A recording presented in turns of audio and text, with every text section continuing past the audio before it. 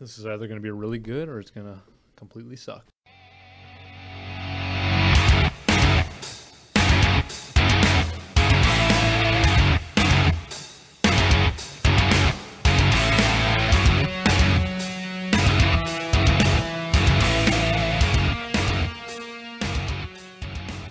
It's the Sports Take Lunch Break, brought to you by Office Essentials. I'm your host, Andrew Corns, and we're back with our first episode of 2020. We've got plenty of sports to cover as always, so let's dive right in. Joining me on the mic this week, I've got Greg Bussman across the table. What's up, Andrew? And to my right, I've got Dan Stashanic. Happy New Year. Gentlemen, good to see you. Good to see you. Did you enjoy your little break? We had a few weeks off. Yeah. It was nice. Have a good time? Okay, well, to kick off this new year, we've slightly changed the format, so anyone that's listened over the last 3 months, we're going to do things a little different. Gone are those multi-segmented episodes where we'd go on for 45 minutes about the Blues in mid-December. Nobody really cares to hear about that. We'll now be doing 2 segments, the first focusing on everything happening in St. Louis sports, the second covering everything else going on around the sports world. Things tend to get a little heated in here with our segments, so we've got a timer to go off after 25 minutes. That'll keep us focused and sharp and ready to go. Each of us also has one overtime card, which we can play at the end of the segment if we so choose, if a discussion is getting really lively and we want to add 5 more minutes to the clock. Does that make sense to everybody? Yes, sir. Let's do it. Yes, it does. Okay, well, I'm going to get that 25-minute timer going. First thing, St. Louis sports. We're going to start off actually with a quick little plug. If you haven't listened, in December, we actually had Deanna Price, who's a St. Louis native, an Olympian hammer thrower, and actually the gold medal world champion. She was in here last month, sat down with me for a nice one-on-one discussion. Her podcast is up live, so if you haven't listened, please be sure to go and check it out. It was a really good time. Wonderful person.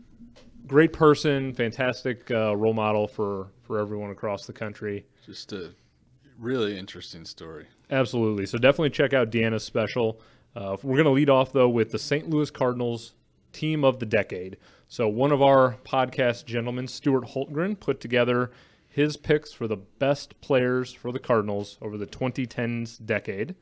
Stuart, unfortunately, is not here to really himself. Yeah, he's not defending himself. But if you're curious what's on Stuart's team, you can go to the Office Essentials blog. That's at rethinktheessentials.com. Greg, you look like you want to jump in with something real quick. Well, no, that's exactly what I was going to say. And also that's where you can find the link to the Deanna Price podcast interview. Absolutely. So even though Stu's not here to defend himself, we won't go at him too much this week. We'll save that for next week. But it is worth getting into it because the three of us have all looked at the team of the decade, and I'm sure there's some things that we maybe agree or disagree with.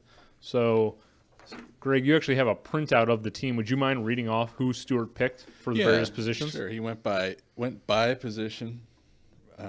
By year, too. By year. So he picked by the position best. by year. For example, the best catcher year of the decade, is that how you would say that? Yeah. Correct. Yeah. Is Yadier Molina, obviously, but it's his 2012 season. And, well, should we get into Stuart's criteria real quick? Let's do that. Yeah, please do. He used the B-WAR stat, which is the baseball reference version of WAR, which is defined as WAR is wins above replacement. The whole thing seeks to measure how much better a particular player is than the average player would typically be at that position. And baseball reference puts their own spin on it. If you want to nerd out, you can go to baseball reference and they break it down in. Oh, so the B is baseball reference only. Yeah, there's a F-WAR for Fangraphs, I think. Yeah, I think there's a D-WAR as well. So Stuart went with, and we'll ask Stuart next week why he chose baseball reference. But anyway. So, Greg, you're a big baseball guy. Just quickly looking over the list, anyone that's listening can go to the Office Essentials blog and look at the full list. Is there a name that jumps out at you immediately that you are surprised that's on the list, or vice versa? Yeah, actually, he has A couple of them. Yeah, a couple, yeah. Colby Rasmus as the center fielder, his 2010 season being the representative center field season of the decade. Who would you say maybe you thought should get the spot? That's a good question, Andrew. Okay. I don't know, without putting much thought into it. Mostly because my memory is terrible and I can't remember like when Edmonds retired. Yeah. I mean, Rasmus was a good player, but I just didn't. I didn't think his stats warranted. If Rasmus was starting in 2010, Edmonds must have been retired before that. You'd assume so. Yeah. That's my bad for not knowing. I don't even know what year we're in now. So We're in the future. It's 2020. I would think. I would have thought there'd been a better season somewhere along the line, but apparently there was not. What about you, Dan? You'd mentioned there's a couple that are a little controversial to you. Not really controversial. Well, yeah, a little bit controversial. I mean, carpet 2 positions.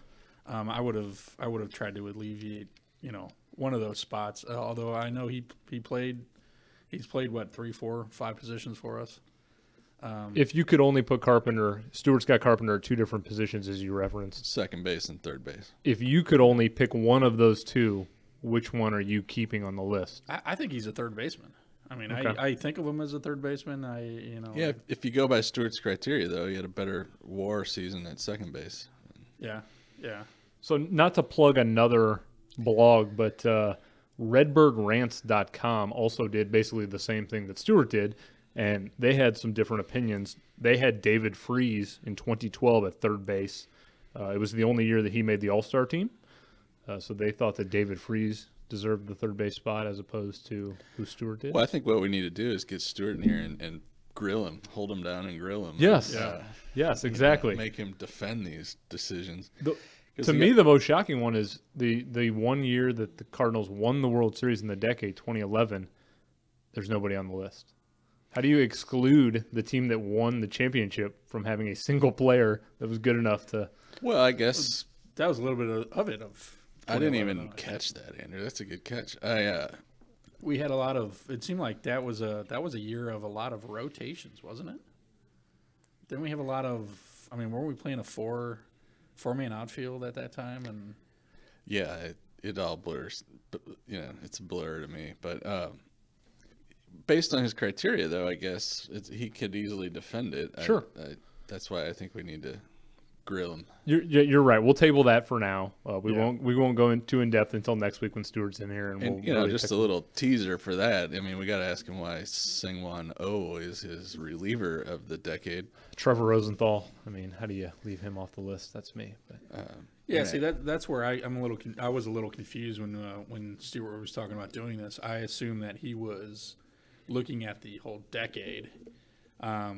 Whereas he's taken out individual years from the decade, which, I mean, more power to him if that's how he wanted to look at it. But you tend to see people do all decade lists with the totality of a player's play over the whole decade, but I think maybe that's why Stewart did it this way, is it's going to stand out a little from the crowd. Yeah.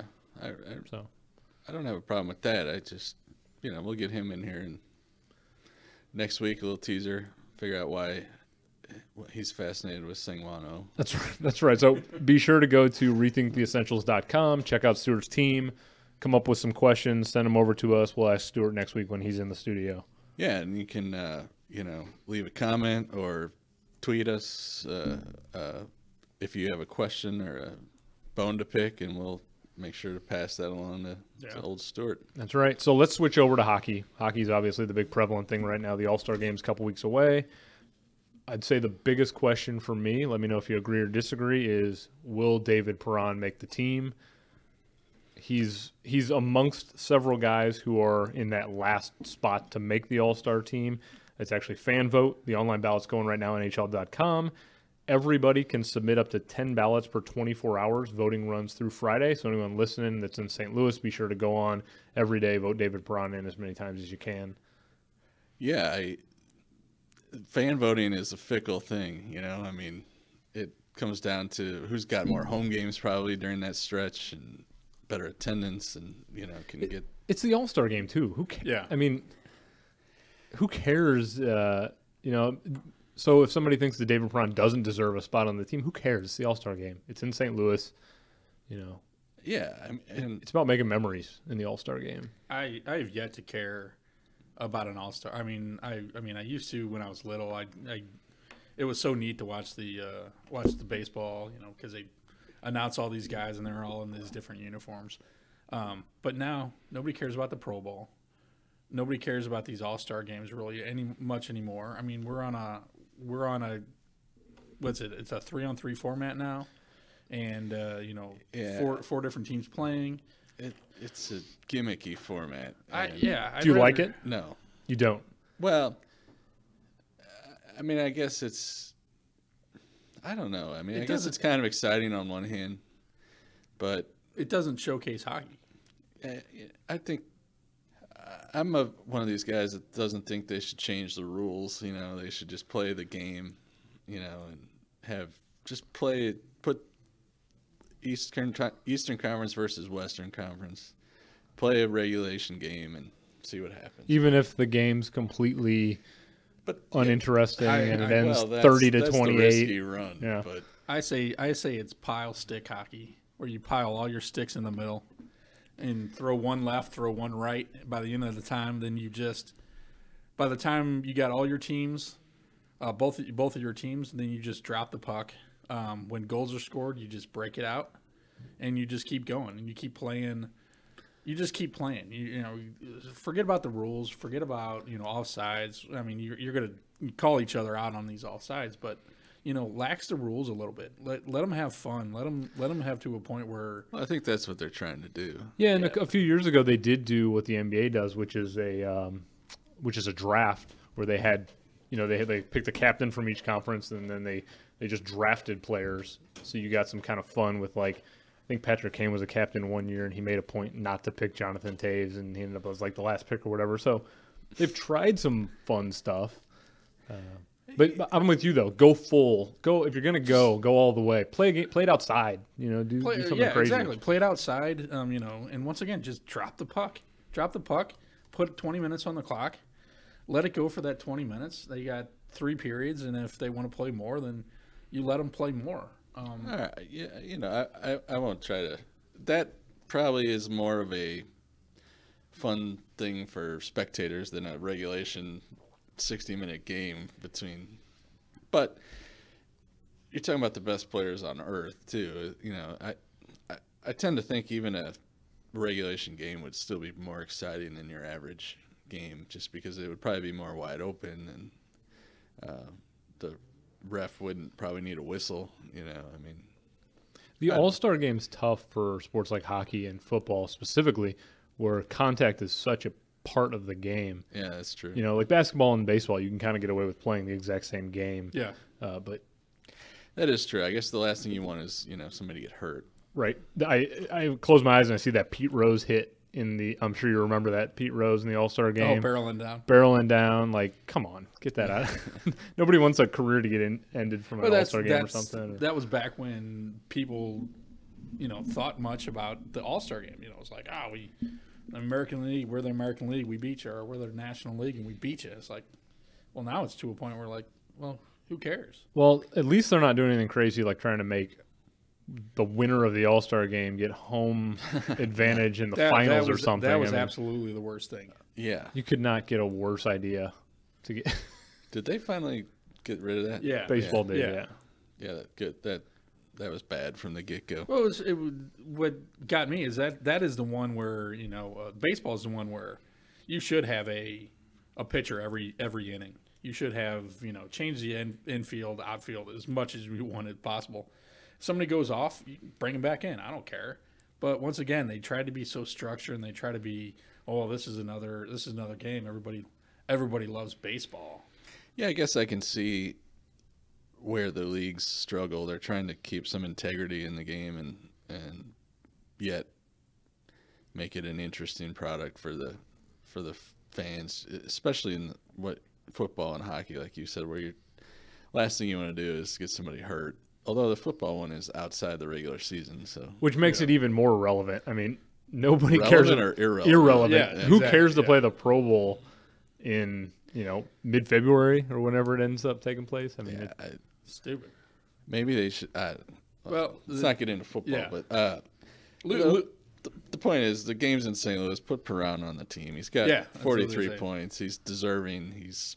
I mean, when you just look at the list, so it's David Perron, Jonathan Taves, Cale Makar, Jamie Benn, Ryan Suter, Matt Duchene, Patrick Laine. So all really good names. Those are the fan vote. Those are the fan vote for just our Central Division. So it's Perron and those other guys. And how many is it? Just one spot? Just one. Only spot. one guy. But you had said Perron's got 43 points. The next highest guy on that list is Patrick Laine with 40 points. So, Perron's got 20, 30, or 20, 10 points more than some of these guys. For me, it's a no-brainer.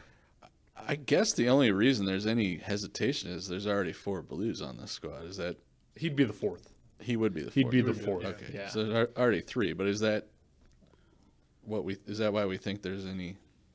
Well, again, when they went back to every team has to be included, that's when things start to slip here again. Yeah, somebody, I don't know. Just put them on there. I mean, Make it's it right. Oftentimes All-Stars are name value. Yeah. Immediately I'm looking at Jonathan Taves. He has no business being in the All-Star game based on the way the team's playing and his numbers. He's -6. He could very easily end up on there because people know the name. You're living on a reputation at a certain point. If Chicago has 4 home games this week, everybody at the games is going to be encouraged to vote. And although the Blues, they have a game tonight. They play 5 out of 6 at home, so maybe. But the deadline's Friday. So yeah. They probably have 2 games till then. Let's hope for the best. He deserves it. It'd be nice to see. It'd be cool, a guy who's been kind of a journeyman the last 5 or 6 years of his career. He's really stepped up with Tarasenko being out. They kind of needed somebody to step up. And 12 months ago, I never thought I would consider David Perron one of my favorite Blues players. But that is the world we live in today because here we are. Yeah, I mean he's leading the league in overtime game winners. He's having a good year. I mean, the whole team's having a good year. So they are, which leads me to another kind of discussion about the Blues. So they've lost 3 in a row right now, looking to turn around tonight against the San Jose Sharks. If you're listening, we're recording on Tuesday. So they've got 6 games left before the All-Star break, 5 of them being at home. They're number 1 in the division. They're only 4 points behind the Capitals for the best record in hockey. Happy with the way the team's going right now? Got any worries about the 3-game losing streak? I'm not worried. No. I think it's a long season. You're going to have peaks and valleys, and the last game at the Vegas that should have been a victory. Who knows what happened in that game? Right.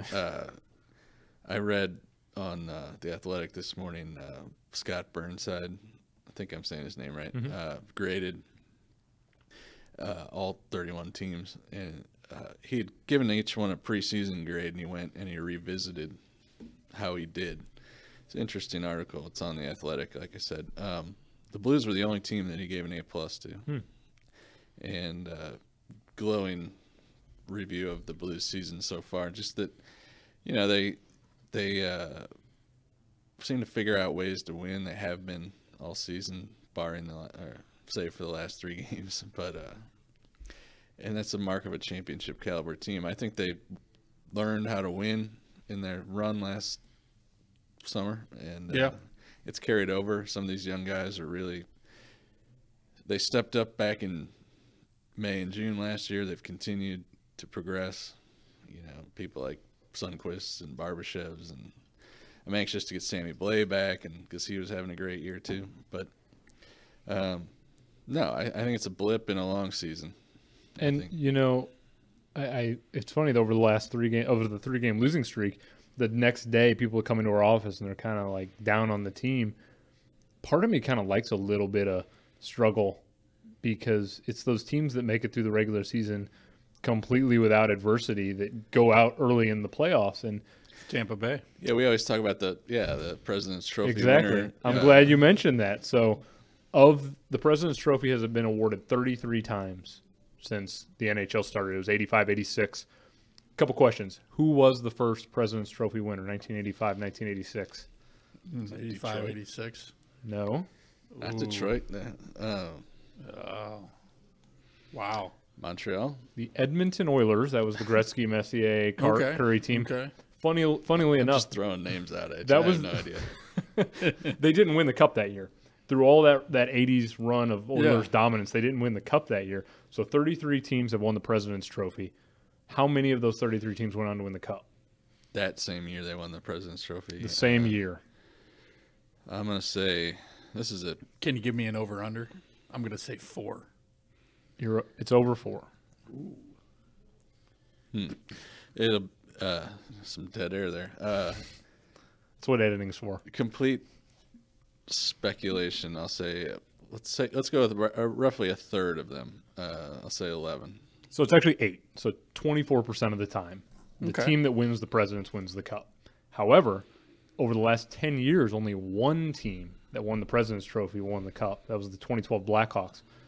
But that was a lockout year where the season didn't start till January. So it wasn't a full year. So I would say if I'm the Blues, do not win that President's Trophy. That thing, we all remember 2000. I mean, that was about as – we don't want it. Keep it out of exactly. Here. So I'm like, lose a few games. That's fine. No, you know? I like agree it's with good. you, It's though. good for the team. Adversity builds character, and they haven't had much, So a little bit. You're probably right. Maybe a little bit's humbling, good for them. Get some refocused on doing the little things. Yeah. A win's a win. A loss is a lesson. Exactly. Yes. And that's deep, Dan. Thank you. Deep thoughts with Dan Sashanik. Thank you.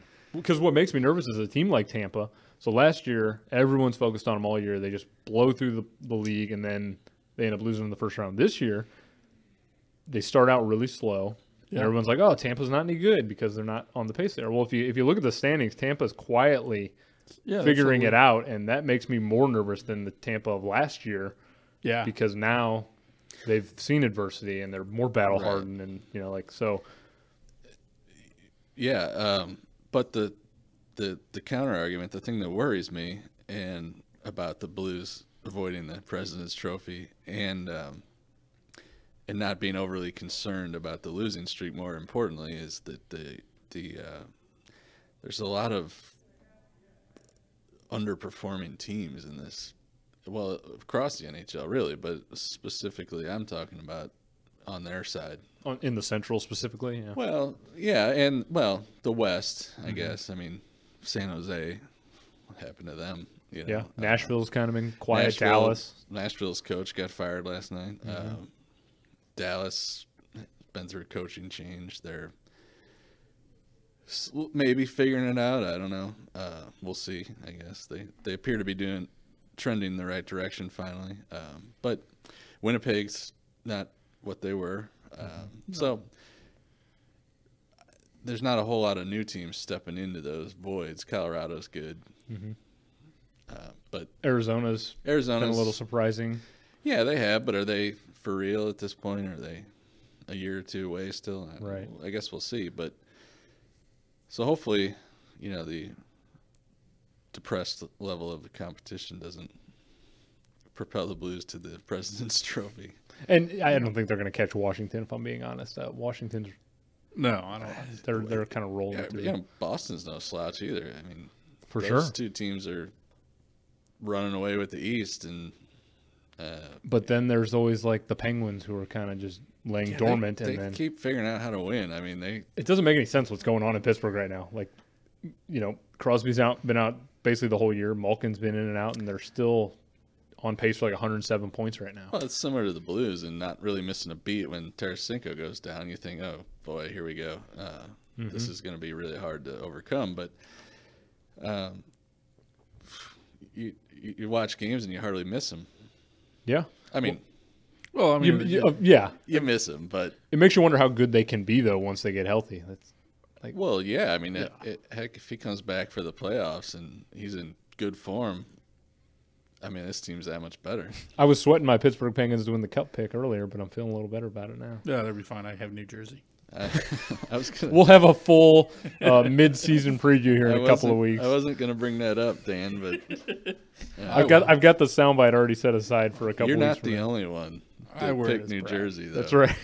You're not alone. To your credit, though, Dan, you did have Arizona as a dark horse. And they have shown up. So. You're the only one here, but you're not the only one in the world. Well, I don't know if you guys noticed, the clock is at about 90 seconds. So let's go to Bennington real quick. Thank you. That's where we were going. Bennington versus Bieber.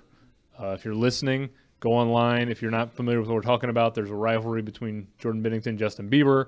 Bieber says he can score on him in a breakaway challenge if he gets 10 shots. I think rivalry is too strong. I say quick, slight banter. Yeah, he's talking trash. I sure hope it happens, though. I do hope it happens. Bieber will not score. Agreed. Yeah, I just want to see it because anybody like him who thinks he can just get on the ice, like Putin too, Vladimir Putin, you guys are gonna fall flat on your face. Yeah, Bennington is just going. If one does sneak past Bennington, it's going to be cheaply rolled in, or it's going to be cheaply. It won't happen. No, it definitely won't happen. But if hockey's smart, if the NHL's smart, they do everything they can to get this to happen. Oh, it would be it's great. It's great for visibility to get a global superstar like Justin Bieber. Oh, 100% agree with that. Like if they can't miss the mark on this, so. Oh, they will. They will. Yeah, but they shouldn't. Yeah, I would see this in the future as the goalie shootouts for the All-Star games. Bringing some random Some celebrity randos, off yeah. the street. or even like Why not? Pull Wayne or Mario back on the Yeah, ice and let them yeah. just have some fun. And, Yeah, some old timers, some new, whatever, Yeah, that you might have something there. Yeah, I kind of like that idea. But at Gretzky this out time, there. Uh-huh. Put Brodeur in net and. But at this time, I'd rather see a 7-year-old kid out there on the ice. That is time. Okay, well, we will table the discussion for now. Anyone want to play their overtime card, or are you guys going to hold on to it for the month? I think I'm going to hold on to mine. Okay, before we switch gears and go over to the sports world, here's a quick message from Office Essentials. This is Emily from Office Essentials. Did you know that germs on hands can be transferred up to 7 times, making frequently touched surfaces in the office hotspots for viruses? And a virus can spread through an entire office in just a few hours. Some germs can even live for days on hard surfaces. So hotspots like door handles, keyboards, light switches, desktops, and even elevator buttons should be cleaned even more often. And don't forget about the kitchen. Breakrooms have some of the germiest surfaces in the entire office. Sink faucets, microwaves, and refrigerator handles too. Office Essentials can help you protect your office from sickness this flu season.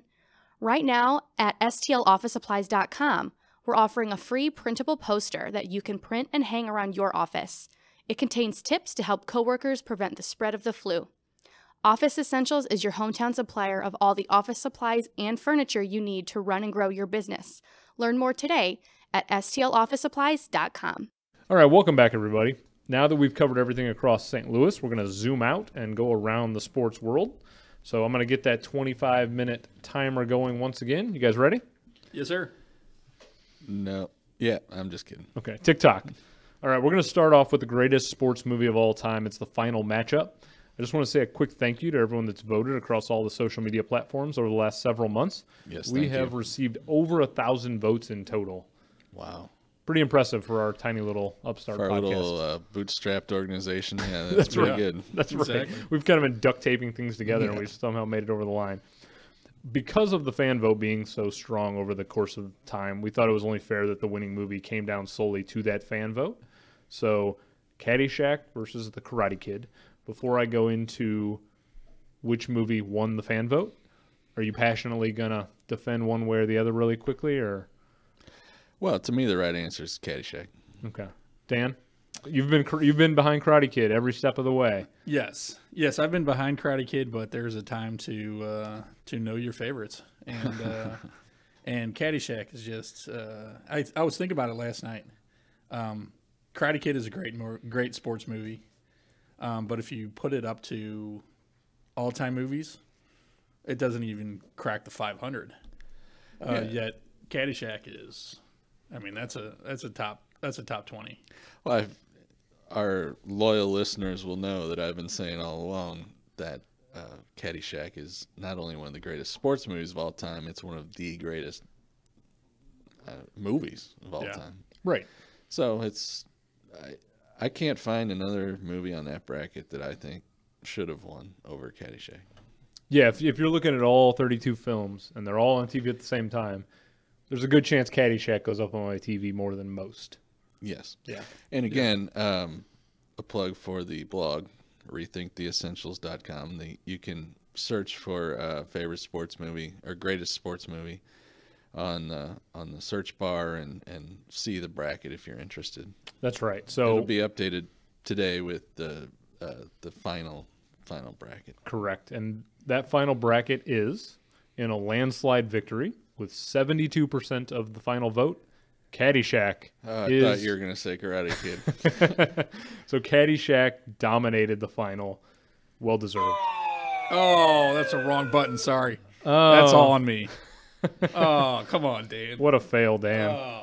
Okay, so we're going to move on from the greatest sports movie. We'll revisit movies fun, down though. the road. It was fun. It was a lot of fun. And thank you to Andrew for spearheading that. It was a big effort to pull that off. So Yeah, I think we finally got our groove in the last 4 weeks when we were finally figured out that us in the studio shouldn't have as much say as we did. This brackets could have easily turned out way different had we listened to the audience the whole time. Yeah. Yes, it's food for thought for next time for sure. Yeah. There you go. So- we'll leave it at that. That's right. So next thing we're going to get into, it's still about a week away, next Monday, but College Football National Championship, something everyone's already thinking about. Next Monday, 7 p.m., New Orleans Superdome, LSU and Clemson, two of the top 3 teams in the country. All eyes are going to be on the QBs. Joe Burrow of LSU, he's the current Heisman winner. Trevor Lawrence, Clemson QB, they won the title last year. You guys college football fans, or are you just kind of watching in passing? This is the time of year that I do like watching college football. Okay. Normally don't. I'm a fan, but not a nerd, if that makes sense. Okay, like you'll watch on Monday. Yeah, I watch it, and I feel like I'm aware of what's going on, but I'm not. I don't dig into. I couldn't tell you who has the best defense in the country, or There's too many schools. Yeah. Yeah. But that being said, I'm gonna go with. Jump right. You want to jump in with your Yeah, I'll prediction? jump in. And Who you got? I got LSU. Nice. I think the times I've seen him, Joe Burrows looks unbeatable, and Clemson's no slouch. Obviously, they find a way to Be there every year. Yeah. And maybe that should count for something. But I don't know. Just call it a gut feeling. Just going with LSU. What about you, Dan? I like the Tigers in this match. Ooh. Did that sneak by either one of you? No. That is like, keep your dad jokes out of this. I'm actually going with Clemson this year. I thought you meant Mizzou for a minute. Actually. Which bowl were they in? Yeah. does no Mizzou have comment. I don't watch Mizzou football at all. We'll have to get our Columbia office on here to break down Mizzou. Oh yeah. Or maybe they'll want to. Go Columbia Maybe they office. won't want to do that. No. Anyway, sorry, Dan. No, you're good. You're good. I like Clemson. No, Just a gut feeling? just a gut feeling. I usually go with my gut on football when like Greg said, you don't pay attention for most of the year, or at least I don't. So it's hard for me to come in and say, well, I think this, and because of this, it's a gut. I usually go with my gut, which it makes it a lot easier when I see the scoreboard and my team loses. So This really is the matchup you want, though, right? I mean, LSU's been kind of clearly the best team in the country all year. And Clemson, even though they were the 3 seed, they're the defending champions. So I think they got it right. yeah, I think so, too. Yeah. There's been controversy in recent years over should, I guess mid-majors think they get overlooked and whatever. Notre Dame bias, you always hear that Yeah. kind of thing. This one seems right to me, so I'm looking forward to a good game. I think it's going to be closer than, I've heard a lot of people say LSU are going to kind of run through Clemson. I don't necessarily think that's the case. I would agree with that. High-scoring game. High scoring game. Yeah. You're going to pick a score.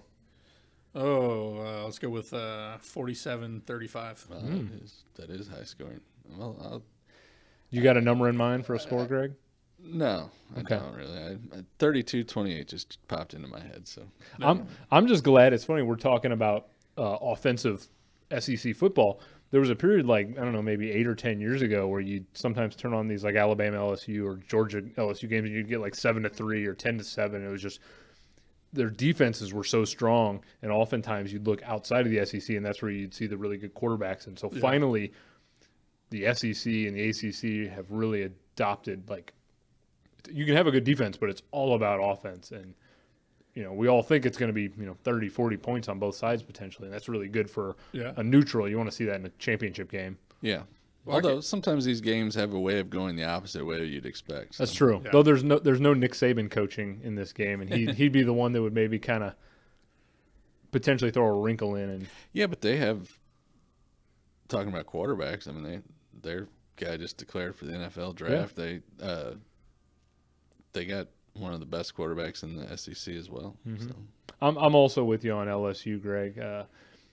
I feel like Clemson's getting a little slighted because in the semifinal they were down, 16-0 going into halftime, and then ended up coming back. And if you look at just that first half of the tape, you can definitely see some holes, and I think people are just kind of overlooking them because of that. But I've got 41-38 LSU. Shout out to my dear friend Fran. She's a Clemson alum and the biggest Clemson fan I know. I won't be watching the game with her because she's not going to be happy with that pick. Well, let's go, Fran. Me and you, we got this. I've got LSU, so that's 2 for LSU, 1 for Clemson. Keep your eyes to next Monday on that one. We'll see. Yeah? Yeah. Okay, next thing, NFL playoffs, big topic. Saturday and Sunday of this weekend, we've got the second round, the divisional round playoffs. Before we look at any of the divisional round playoff games, Patriots, they've kind of dominated really the last 2 decades of NFL football. They're out. That worked for the Patriots. That was a properly timed sound effect. Okay, so Patriots are out. Happy? I'm always happy when the Patriots are out. I'm sorry, and it's really to me it's not a slight to the football fans. It's not a slight for New England. It's Belichick. I cannot stand that guy. I think he needs to just go anywhere. I just don't want to see him anymore. I'm sick of hearing him. I'm sick of hearing about him. I don't hate the Patriots. I also don't hate the Patriots. I know that's like blasphemy. I know. And I'm afraid to say it around here, but you're right. I mean, they're like it's like taboo in St. Louis to like not hate the Patriots. Now, that being said, I'm not like in their fan club or anything. I respect the success. I don't know. I mean, but that they brings got up that an whole interesting cloud of cheating over their head. But even so, I'm glad you brought that point up because that's a topic point. Is even though they've been proven cheaters, and then there's also all sorts of scandals and allegations that they haven't fully been found guilty of, that doesn't necessarily explain 20 years of dominance. No. Yeah, and finding diamonds in the rough in the draft and signing cast-off free agents, and I mean, it can't all be explained by cheating. Yes, it's sort of like a perfect storm that happened in New England where you had 2 guys in Belichick and Brady who had huge chips on their shoulder from day one. Belichick gets fired at the Cleveland Browns. He's really upset about that. Brady's a 6th-round pick, so he's definitely out to prove a point. They happen to come together. You got a Drew Bledsoe injury in the playoffs that allows Tom Brady the opportunity to play. The rest is history. The rest is history. Tom Brady has the luxury of being married to someone who makes a lot more money than him. So he's always taken less money with the Patriots to allow them to build teams around them, which not every team has the luxury of. So there's a lot of components to it. It's not just, they cheat, therefore they've won 6 Super Bowls or whatever. But I can see why. My hatred of them has nothing to do with them cheating or allegedly cheating, because first of all, they didn't allegedly cheat; they cheated. Which one are you talking about? Every time. I mean, balls aren't inflated to the proper. They're sending their cameras to watch practices, and these cameramen are like, "Oh, I didn't know." No, you guys know. You guys know all these rules. You just slyly go past them however you feel like it. So it definitely makes it sweeter though, because you said that they've had so much cheating clouds over them. I don't know if you watched the game, but Mike Vrabel, the coach for Tennessee, who used to be a linebacker for the Patriots, completely out Belichick late in that 4th quarter. Oh, Belichick was so mad. I was so happy. And the ironic thing about it is Vrabel was asked about it after the game, and he said he learned that from Belichick in October. Belichick did that exact same thing earlier this year, and in the press conference immediately after that game, Belichick said, it's a loophole in the rules. It should probably be fixed, but therefore I figured it out. And then he's so angry that somebody else. He was probably angry with himself for not seeing it coming. But I have an image kind of embedded in my brain now. So you see Belichick on one side of the sideline just losing his mind. And on the other end, you see Vrabel kind of arms crossed, got a little smirk, and everyone behind him has a grin. Like they know they have just, the student has become the master kind of thing. It was so fascinating to see. Well, to me, it didn't even look like he was the one actually saying it. I mean, because the whole time you're just looking at him, and his lips are shut the whole time. He doesn't say a single word. And yet, when that time comes down, then, he just nods his head, and somebody else, you can tell somebody else is throwing in the play saying, hey, let it go. Yeah, now I know there's a lot of speculation about the future with New England, and I think that, Brady throwing a pick six and, is that going to be how he goes out as a Patriot? Or out of the league. He said he's unlikely to be done, but can you see him playing for somebody else? I mean, it's kind of like Molina a little bit, I mean, he's the heart and soul of that team. What's he going to do? Go become a Jaguar or something? Well, what's funny is, It's gonna be a Colt. A Colt. Okay, so I heard Chris Collinsworth during one of the games this weekend. He's said the Chargers. I've heard the Chargers too. Yeah, Phillip Rivers might be on the way out. They're about to go in a new stadium, so Brady might be a reason to sell some tickets. Well, they need a reason to sell some tickets, but that's a whole nother issue. But so people when you see a quarterback who's a Hall of Famer, and then you have visions of like Joe Montana in Kansas City. There have been some others who have ended up in kind of weird spots. But more recently, Peyton's kind of the new benchmark for a guy who sort of got run out of town in Indy, and then he goes to Denver and ends up winning a Super Bowl. So I kind of see that for Brady. You put Brady on any team, and I think he gives them an immediate opportunity to potentially win. Yeah, but unlike Montana, unlike Favre, I don't see anybody who's backing Brady right now. I mean, I know Garoppolo was last year, the year before, and he was the heir apparent. But I don't see anybody that's going to just step up and take over the reins for years to come. I mean, I see that'll factor into their decision, I'm sure. But yeah, they have a history of finding guys off the scrap heap. So I think this is New England's opportunity. No offense to Brady, but this is you can see the league evolving before your very eyes when you look at all the quarterbacks in the league now, whether it's Lamar Jackson or Patrick Mahomes or Russell Wilson, Prescott, on and on and on. I think this is the Patriots' chance to get past Brady, say thank you very much. It's been a good 20 years. We're going to go in a different direction, and this is their opportunity to kind of reset and do a quick rebuild and maybe get one of those new hybrid quarterbacks in the draft or through other means. I think this is New England's one opportunity to kind of reshift the focus. Yeah, that's an interesting observation. Like Brady's just not mobile enough in the modern NFL to. Yeah, no, he's not, and he finds a way to make it work for him.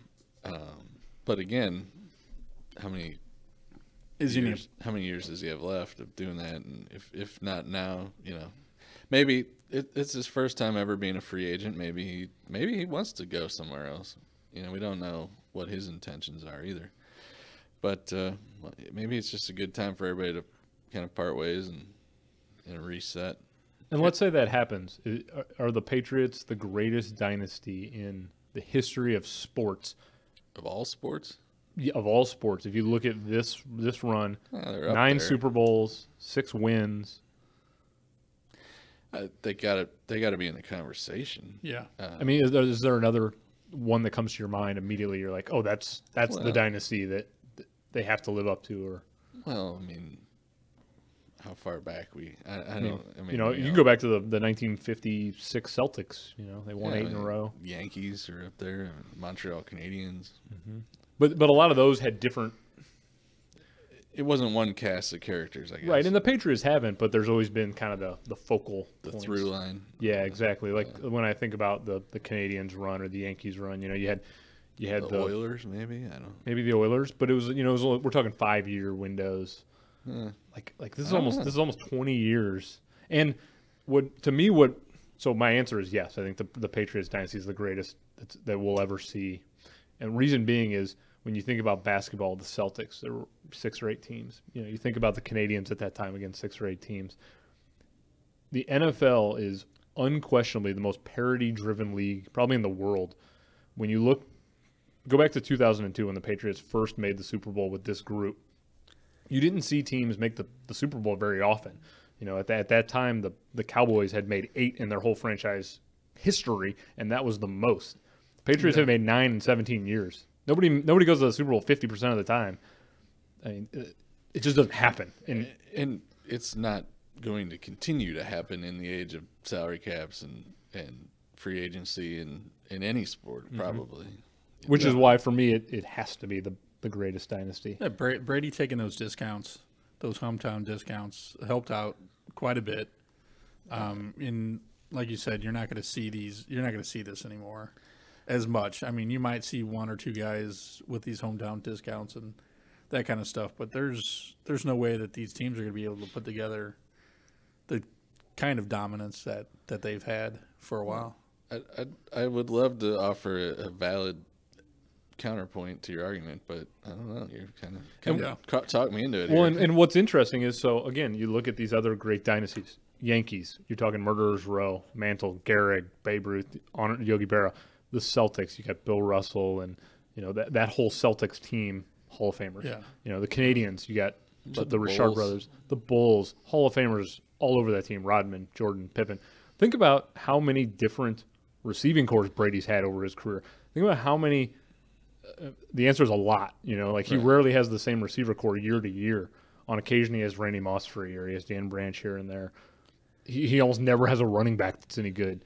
Like the fact that if he had Hall of Famers around him and they made 9 out of 17 Super Bowls, you'd be like, that's really impressive. The fact that he's done it with basically you and me coming in and playing wide receiver is unbelievable. I mean, he did have Gronkowski, who's arguably a Hall of Famer. He did, for sure. But only for like the last half, the first. We won't talk about Aaron Hernandez, I guess. Who? Oop, brought that to a screeching halt. Killed that conversation. Yeah, I don't know if there's an easy transition from that one. You got a sound effect for that one, Dan? No, not programmed. Like the air being sucked out of the room. Yeah. Okay, so we could talk Patriots for a while longer. We've got about 5 minutes left. It's worth noting. Probably enough Patriots. It's enough Patriots, yeah. I imagine everyone in St. Louis has already turned us off because Greg and I are apparently Patriots fans now. So everybody's like, please stop talking about the Patriots. Let's talk about something a little closer, maybe a little happier. That's Kansas City Chiefs. We at Office Essentials have a Kansas City branch. A lot of people excited listening. for them. Very excited. They're all big Chiefs fans. They got a real good shot to make the Super Bowl this year. When you look at that team, they're playing the Houston Texans this weekend. They're at home Sunday at 2:05 p.m. That'd be a fun one to be at. Arrowhead's going to be nuts. I mean, I've never personally been. I don't know if you two have. No. Not to a game. No. I hear nothing but I hear it's sort of like world football atmosphere where you have 60, 70, 80,000 people just losing their minds, which has to be intimidating for the opponents. Yeah, sounds fun. Yeah. Do we think Chiefs will go through? I think they win this game. I don't know if I'm ready to. You got to kind of take NFL playoffs week by week. They got a good shot at New England and their devil magic are out of the playoffs. Just looking at this game, But they got a hard. There's going to be a few bumps on the way on the road to the Super Bowl for the Chiefs. I mean, Baltimore's no slouch. That's the one. But I think they get through this game and win. Yeah, me too. So you had mentioned Baltimore. For me, I think it's definitely Chiefs or Ravens that are the 2 most likely teams to come through the AFC. They've been heavy favorites most of the season.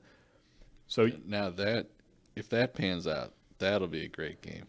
I hope from a neutral standpoint we get that, because the idea of Patrick Mahomes and Lamar Jackson, who are, for me, the 2 most exciting quarterbacks to watch on a week-to-week basis. At this point in time. Yeah, for sure. right now, yeah. I'm admittedly not like a massive NFL fan. I like sports, and so I often watch and keep up with it. But for some reason, Lamar Jackson is just so compelling as an athlete that every time I saw a Ravens game was on TV this year, I couldn't help myself but turn it on and watch the magic that was happening. So how he slipped to 22, 25, how he slipped all the way down that far.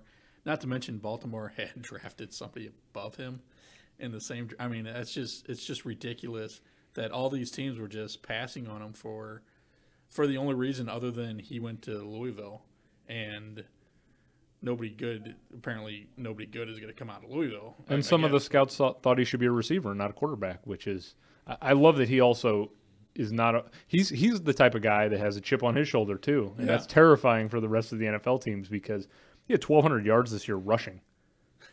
You know, he's already evolved the quarterback position in the space of 2 years, changing it single-handedly. Absolutely, I look back at like Michael Vick and Randall Cunningham, him and Mahomes for sure, and Russell Wilson. Cunningham, yeah, that's what I see. Yeah, he's like the next evolution of those guys, the Cunninghams and the Vicks and the mobile quarterbacks. The thing with Mahomes is, Mahomes has the feet to move, but this year he only had 218 rushing yards.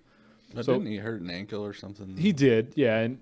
But his whole career, he only has 500 rushing yards. Like, he's not – there's a perception that he's like a run-first guy, but he's actually a pocket quarterback who has really good mobility. Lamar, 1,200 yards. I mean, that's crazy. As a linebacker or a cornerback, you got to be, you got to be worried the whole time. Every time they hike it. Yeah, one more element to prepare for and one more option. Exactly. So we got about a minute left. Just really quickly through the NFL: Vikings, 49ers, Titans, Ravens, Texans, Chiefs, Seahawks, Packers. Who's your pick to win the Super Bowl today? Top of my head, Baltimore. Baltimore. How about you, Dan? Between Baltimore and Kansas City. I'm gonna say Baltimore too, but I'm gonna say the Seahawks make the Super Bowl. That's my. They're heating up at the right time. That's for sure. We don't have enough time. We got 40 seconds left. I'm an anti-Aaron Rodgers guy. We can get into that at another time. I think they go down. Well, we'll weekend. have a lot more to talk about this next coming weeks. That's right. So about 30 seconds left. We'll just go ahead and call the clock on this, and we're gonna switch over to a new segment that we're doing, which is over the course of a week. There's a lot of sports news that happens, and not necessarily just sports news, pop culture news too. And so we all have different things that interest us. And a lot of times there's something that's just on our mind for the course of the week and we just can't seem to let it go. So this next segment, we're each just going to go around the room and talk about something that we just can't let go. And that likely will spur a question that will lead us into the final segment, which is our break room battle. So as we go around the room, Greg, is there something you want to talk about really quickly that you just haven't been able to let go of for the last week? Yeah, we've touched on it a little bit, so I'll make it quick, but it's new blood in the football playoffs. This year we're going to get new blood because for the first time since 2013, neither Alabama or New England will be in the championship game. Wow. I saw that stat. I guess I got to credit where I saw that stat. There's a newsletter by a guy named Kendall Baker on Axios.com. He does a daily sports newsletter. I saw that in there. And ever since I saw that, I've been thinking about it, kind of gnawing at me a little bit. But I think it's exciting that we're going to get a new champion and some new blood in the AFC. And maybe this is the start of a new generation of NFL teams. Yeah, that time will tell, but maybe. Mm-hmm. Okay, good stuff. Dan, how about you? We're talking about what's eating us? Yeah, just something that's been on your mind for the last week that you just can't seem to let go of. The coaching carousels. For some reason, I don't know. Went with that. I don't know why it bugs me so much, but these teams, they put so much faith into these coaches, and they're like, "Oh, he's the greatest coach ever," and then he's gone after a year or after 2 years. I find it hard pressed that anybody can build anything in 2 years. I don't understand why some of these coaches are just, why they get let go when they do. And, I know some of them are just, they have bad statistics that go with them. But, some of the times it's just like, just stay the course for a little bit longer here. Do you have a particular sport in mind you're referencing or just kind of in general? Football. Okay. I really hate how, maybe once again, I'm not watching every Sunday for 9 hours, 10 hours, like some of these people are. But really the only two people that I could definitely tell you are Belichick for New England and Andy Reid for Kansas City. Other than that, all these coaches are just like who, where, what, what's going on, and not to mention these college coaches coming up for a year or two, or whatever, and they're just kind of just the coaching carousel. I'd like to see some of the coaches stick around a little bit longer, get a little bit more faith in them, and like some of these older guys might need to call it time and get some younger blood in there. And diversity. Yeah. I mean, I forgot to put it out there, but I wanted to let all these NFL teams know that I'm available for a coach. I'll be happy to coach your team. I have no idea what I'm doing, but I'm sure I can get coaches in that would help me, and I would definitely have probably the most diverse coaching staff ever. So you'd probably even take less money than, say, a Jason Garrett or $100,000. That's all. Well, there's a good chance the XFL might need some coaches, so Dan, you might want to reach out to the Battlehawks on that one. Call me. We'll put Dan's phone number in the show notes. Yeah, have his CV on the blog. Yeah. Okay, well, I'm going to wrap this up really quickly with, this is totally off the sports topic. Well, good. We want a pop culture take. Let's have it. Okay, so I am a very self-admitted Star Wars fanboy nerd, and I went to see the new Star Wars film, Rise of Skywalker, a few weeks ago. Me too. How many times? I've seen it twice. Yes. Yeah, which is not so easy with a 2-year-old, but even though I had an angry wife, I still had to go out and see it with my brother. So. Here's my thing. When did the idea of fan service in movies become such a bad thing? Okay? And what I'm talking about is about a week before Rise of Skywalker, the new Star Wars movie, comes out, the review embargo goes up and we get access to all the media reviews. And every review, almost across the board, was ripping the movie, saying it wasn't any good, and they often cited fan service and said it was catering too much to the fans, and it wasn't different enough, or whatever they wanted to say. And so right out of the gate, you had all of the media going at this movie, which then causes people who aren't like me, who are going to see it no matter what, but causes all these other casual people to say, I don't know if I want to go see this movie. It's not getting very well reviewed. Yeah, it dropped quick. It did. So I go to see the movie. I love it. I'm a fan. I knew I was going to love it. I was actually encouraged when I saw the critic reviews were really bad. It's got 85,000 user reviews on Rotten Tomatoes today. It's at 86% with users. So that means that the fans who go to see it come out of it and they go, oh my God, this movie was amazing. So I just don't, I'm tired of critics talking about fan service like it's a bad thing. The Marvel movies, the DC movies, the Star Wars universe, all these big popcorn movies, they're for the fans. We know what they are when we go in. Embrace it, enjoy it. Because I have a lot of Star Wars fan friends that I know, and I have yet to meet a single one of them or talk to a single one of them that's seen Star Wars, this new film, and didn't like it. We all love it because we've all been, into the franchise for 30 or 40 years, as long as we've been alive. And I'm so appreciative of J.J. Abrams, the director, doing the unenviable task of trying to wrap up 40 years worth of story in one movie. And he did it really well, and he pleased all of the fans. And I don't care what the critics say. We loved it. And JJ, thank you on behalf of all of the Star Wars universe, because we enjoyed it. All right, you got that off your chest. I did, for now. For now, till the next installment of some movie. That's right. Yeah, I mean that's really how it's been for most of my life. If something got 2 thumbs down by Siskel and Ebert, you better believe I was going to watch it or wanting to see it as soon as it came on VHS. Well, no, I'm a cinephile. I like films, and I'll watch an art film or an indie film, and that's where I tend to look for a critic review. If I see a movie that's really obscure is at like 95%, well, I'm like, okay, well, this is a movie that I probably need to watch. But when it comes to these big blockbuster popcorn movies, I don't care what the critics think. These movies aren't being made for the critics. They're being made for us, the fans. And that's all that matters, because we're the ones buying the merchandise. We're the ones buying the DVDs.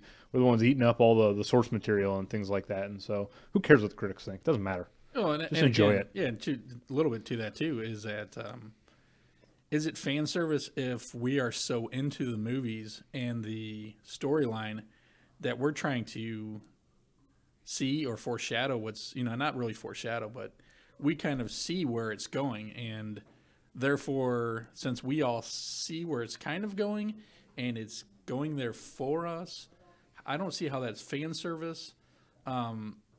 We've talked plenty, me and you, about Rian Johnson, how he took the middle movie, The Last Jedi, and just kind of pooped on it.